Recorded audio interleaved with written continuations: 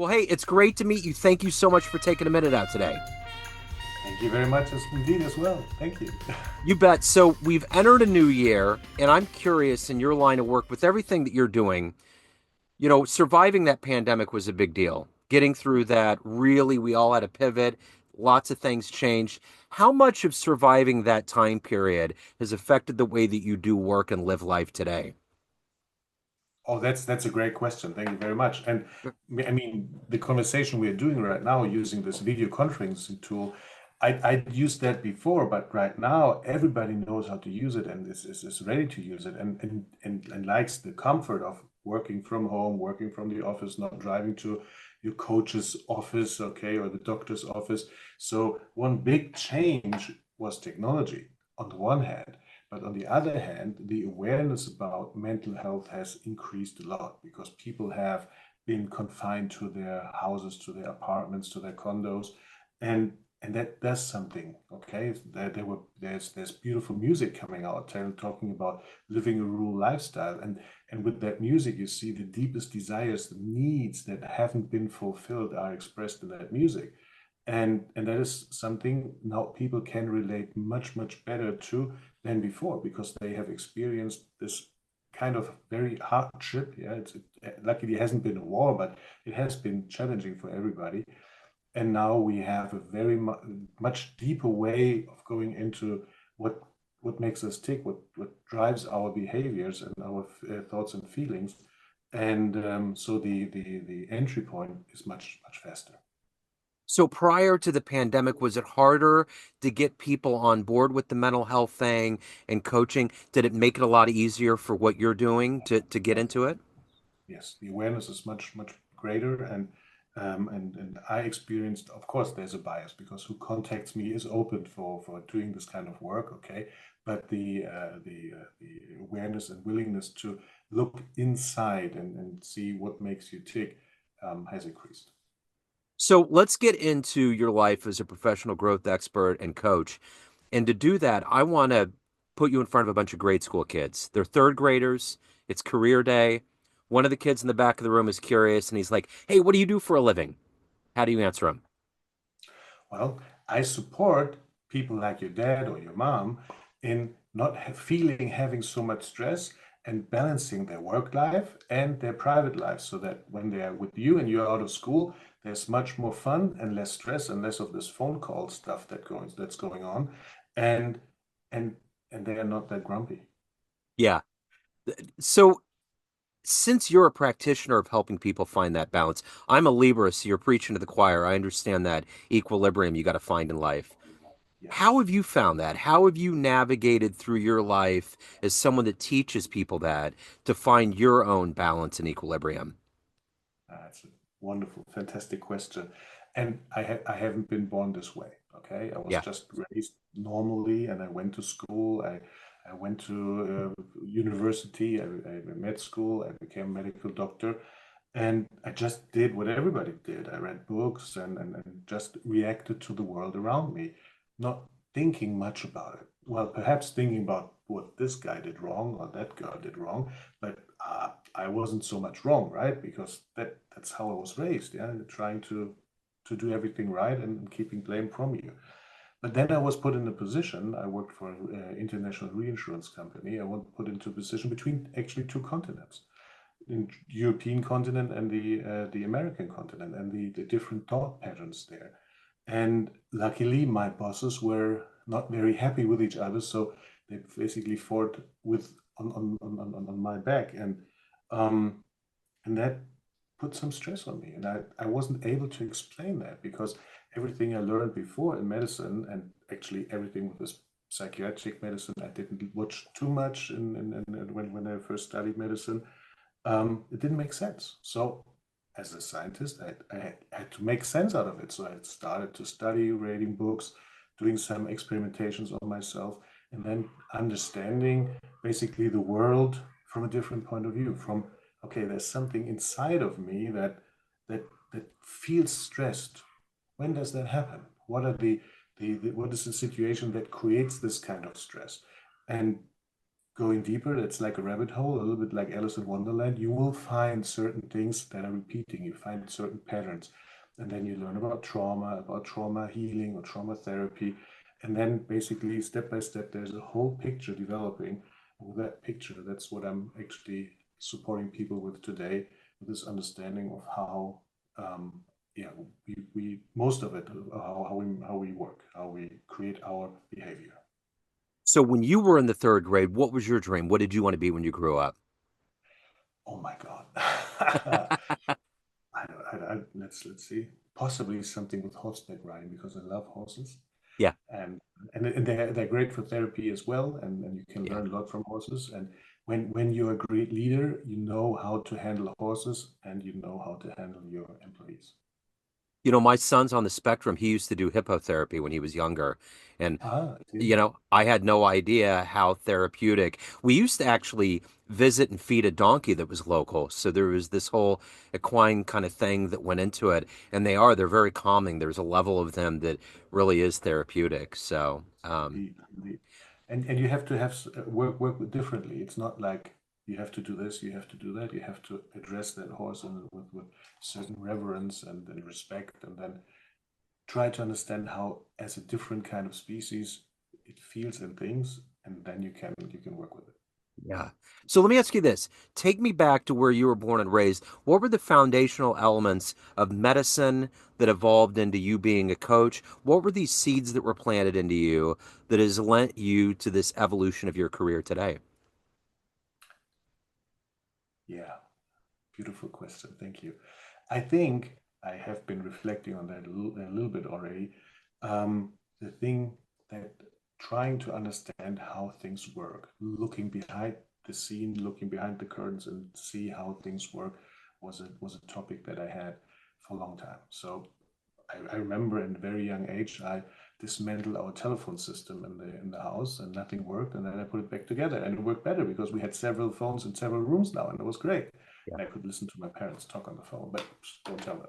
So there was always this courage to look behind things. But the second thing that was really important, not to get there's more to lose motivation on that path, because you will discover things that are like, I don't want to look at there. That's weird. That's not so nice.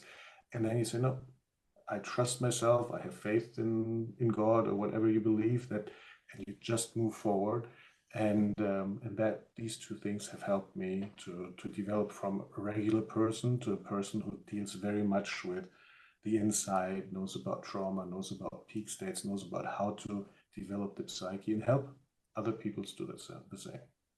So I'm curious, since you're an expert in this field, when you get clients that come to you, when you kind of rear back and look at it at a macro level, what's the number one thing that people have to address to unblock before they can get to that place that you're trying to help them get to? That is very different from person to person, and that is one of the challenges why I think it's not enough to just read a book, because the book always focuses on one thing from Yeah. what's important for the author.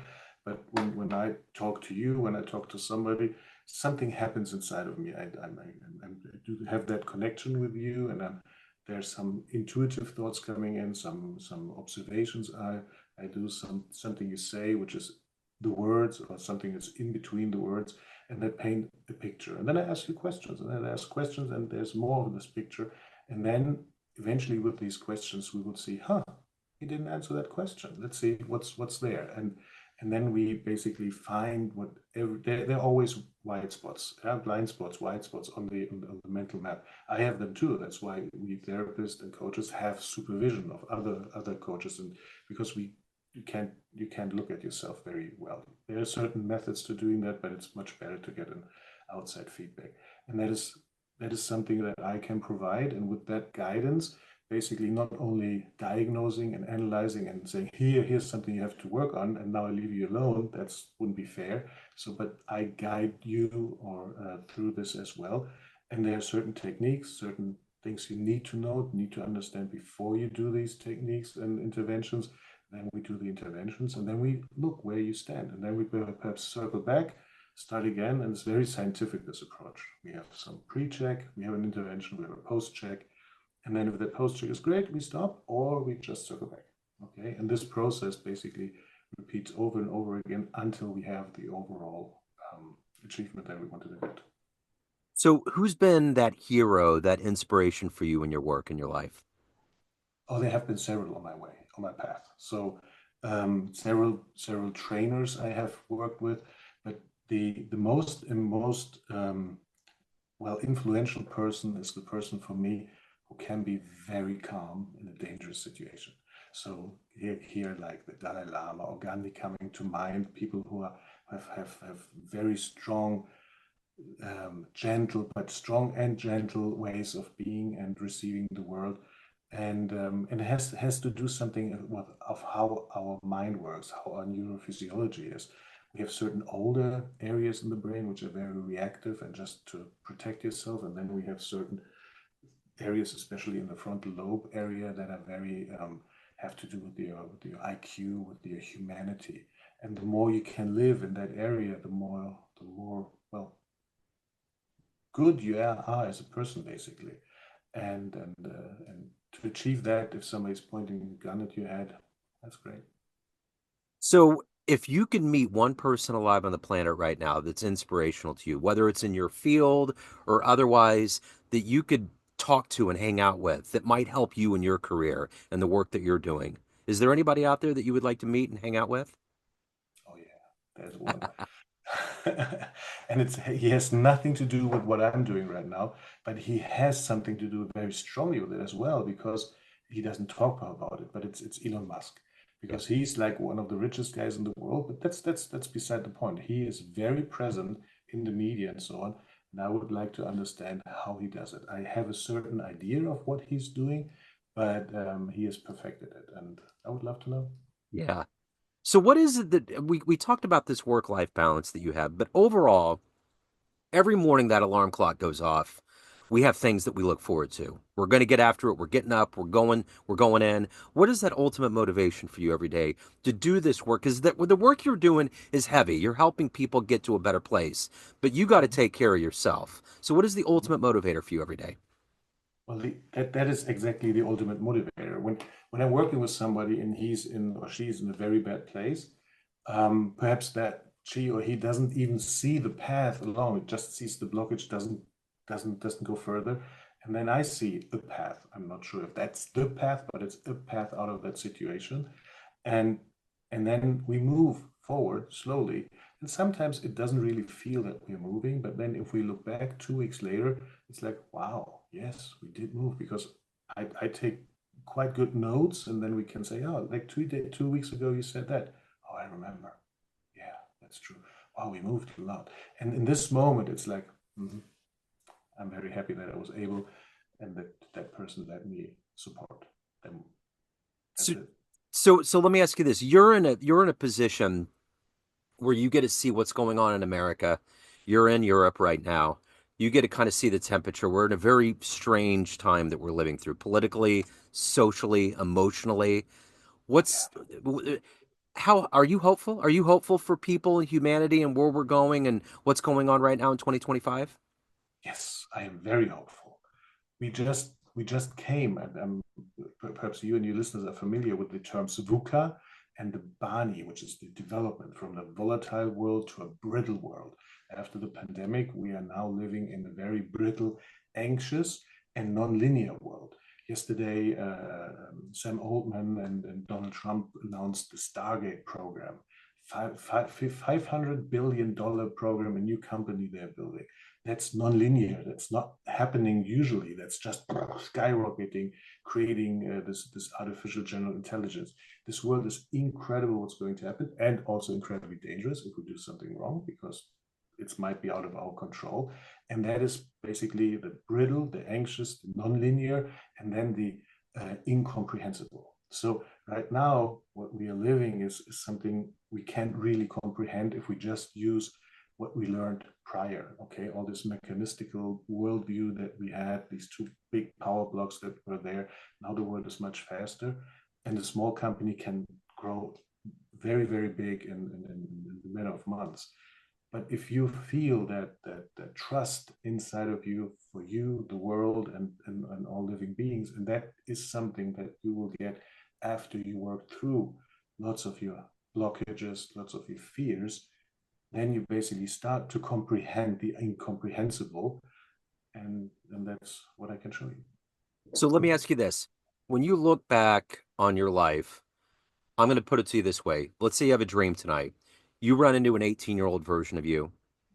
You can give that version of you a piece of advice based on this life you've lived, the wisdom you've accumulated. What Mhm. advice would you impart on that young version of you? Well, the most important thing is not to try to make sense out of everything prospectively. Okay, just to live and then to enjoy and to understand afterwards. For me, I did lots of thinking and lost lots of energy about, is this the right path? Is this the right path? Is that the right path? So I would tell myself to just go a little bit, go with the flow, but just go with what feels good for you right now. And then I would tell him that there are two different kinds of, or three different kinds of ways you can feel your emotions. So you know that what is intuition and what is this other thing that you should not follow by. You shouldn't follow this what we call traumatic. And when I and that's something we can do over two drinks. And then with this setup, I think my life would be pretty similar, but perhaps a little less painful. So let me ask you this. The one thing when you're coaching people, to grow and to get into a better place, there's a level of risk that clients have to take on. Yes, When you look at your professional life, what's the biggest risk that you've had to take? biggest risk. Well, every session, every every situation we run into has that risk of doing it the helpful way or doing it not the helpful way. Yeah. And choosing not the helpful way, that is one of the biggest risks. That can be to do one intervention with a client when the client wasn't ready. So that results usually in sessions taking more time than usual because we want to get back to that good place before we end the session. Or choosing doing investment, working with the company that I wasn't ready to work with. Okay, so there's always these two ways, the helpful, and I'm not calling it the right way because there's no really right or wrong. If you go the other way, you can get to that path as well. It just takes a little bit longer. Yeah. And you make some experience, you have some experiences that might be not that nice. And this is like the biggest risk. So, of everything that you've done and accomplished in your life, what are you the proudest of? But I think I'm the proudest of opening that Peak Growth Center in Orlando because that has been, after I started going into that work, has been the dream to have both worlds, the European and the American world, be united in with one goal of supporting people to understand what makes them tick, how the mind works, and in a way that is not like you have to do this, you have to do that, or in a way that is very condescending, which I also recognize that's out there. I try to be very respectful with the people and show them how they can well use the tools, the knowledge themselves. I can't do that. I can give you a pill and then something happens. It's something I can guide. I can provide knowledge and experience, and perhaps this support system that you take that step, that you basically jump with me into that cold water. So, at the end of the day, everyone has a perception of you family, friends, clients, everyone that you work with, but you run the show. What's your perception of you? Who do you think you are? It's a big question. Yes. It's a very big question. Well, I have come to the conclusion, more or less, and it's not a cognitive conclusion. It's more like a feeling conclusion that I'm just I am. Okay, I'm a person who loves to work with other persons. With other people. I'm a person who enjoys to dive deeper into this topic and is not afraid of doing that. And I think that describes me very well. So, if anyone wants to reach out, they want to hire you, learn more, they have questions, any other good business, where should they go? please go to peakgrowth.center, https://peakgrowth.center. Just click on the contact us button and then send me a message, and then I'm really happy to chat. Wonderful. What a great story. Thank you so much. Thank you for opening up. I appreciate it. Have a wonderful day. So thank you very much for having me, and a wonderful day to you.